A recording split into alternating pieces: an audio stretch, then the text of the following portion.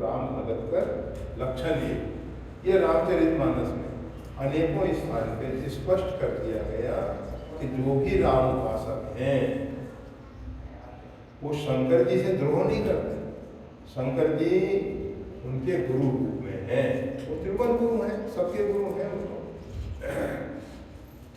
और जैसे गणेश जी हैं, सूर्य हैं, ये विनय पत्रिका में गोस्वामी तुलसीदास जी ने सूर्य की प्रार्थना की है, गणेश जी की प्रार्थना की है, आदिशक्ति जगदम्बा की प्रार्थना की है, ये जो पंचदेवता की बात की गई थी उन सब की, परंतु सब में एक ही निवेदन है, मांगत तुलसीदास कर जोरे बसई राम सिए मानस मोह।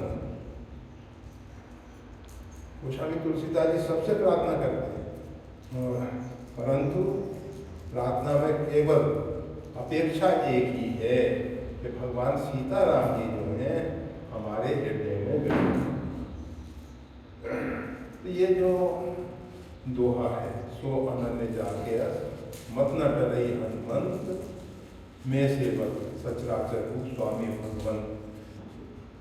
हम सब जो भी राम उपासक हैं, जो भी हमारे आचार्य श्री भगवान स्वामी रामानंदाचार्य के अनुयायी हैं, उन सब अपने जीवन में इस प्रकार से अनन्य भक्ति करते हैं। ये नहीं कि ये व्यक्ति ऐसा है, ये व्यक्ति ऐसा है, नहीं।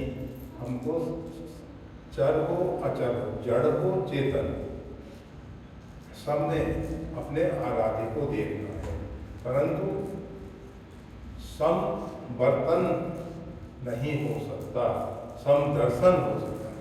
गीता में भगवान कहते हैं पंडिता समदर्शिना, पंडित जो है समदर्शी होता है।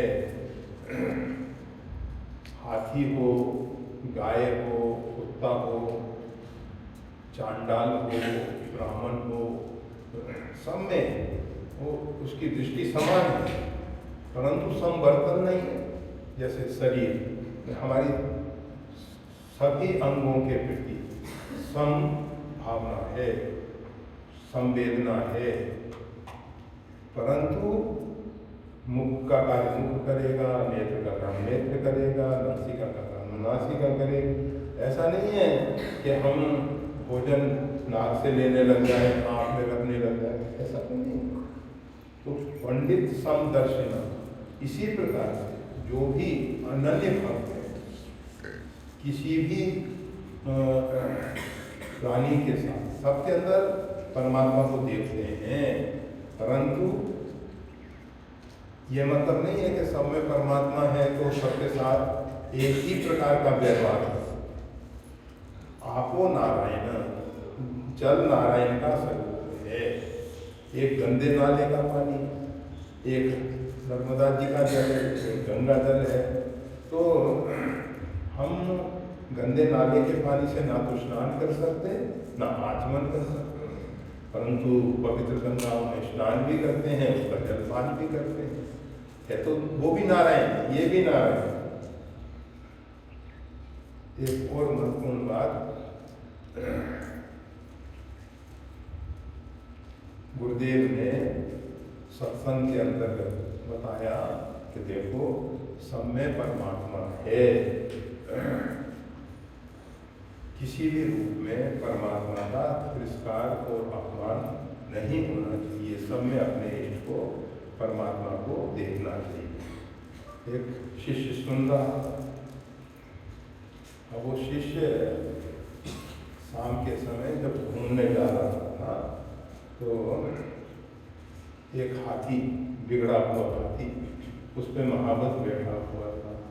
उसने कहा, हे महाराज, सामने से हट जाओ, हाथी आ रहा है, बिगड़ा हुआ है हाथी। उसने कहा, गुरुदेव ने कहा कि सब में परमात्मा है, तो परमात्मा हमको क्यों नुकसान पहुंचाएगा। वो महावत बारंबार चेतावनी देता रहा, महाराज हट जाइए, हट जाइए, परंतु वो तो हट गए, अभिमान पूर्वक हटे नहीं। परिणाम ये हुआ, हाथी ने सूंड से पकड़ के फेंक दिया। स्वाभाविक के हाथ पैर में चोट लगी। जब हाथ पैर में चोट लगी, थोड़ी देर तो पड़े रहे। उसके उपरांत किसी प्रकार से लंगड़ाते हुए गुरुदेव के पास पहुंचे। गुरुदेव ने कहा कि बच्चा ये क्या? कहा गुरुदेव आपने जो उपदेश दिया उसका ये परिणाम है। मैंने कैसा उपदेश दिया है और उसका ये परिणाम कैसे? गुरुदेव आपने बताया कि सब में भगवान है। फिर बिल्कुल सही बात है, भगवान सब में है। महाराज एक हाथी बिगड़ा हुआ आ रहा था। महावत ने हमसे कहा कि महाराज हट जाओ। हमने कहा जब सब में भगवान है तो ये भगवान हमको क्यों उठा के फेंकेगा? गुरुदेव ने कहा देखो वत्स, हाथी में भी भगवान है, महावत में भी भगवान है। जब एक भगवान महावत के अंदर बोल रहा था कि महाराज हट जाओ, तो तुमने भगवान की बात नहीं मानी, इसलिए भगवान ने उठा के तुमको फेंक दिया। तो हम कभी कभी क्या करते हैं, एक में तो भगवान देख लेते हैं और एक में नहीं देख पाते। महावत में हमने नहीं देखा, हाथी में हमने देखा। तो इस प्रकार का जो अल्प ज्ञान है ये हमारे लिए घातक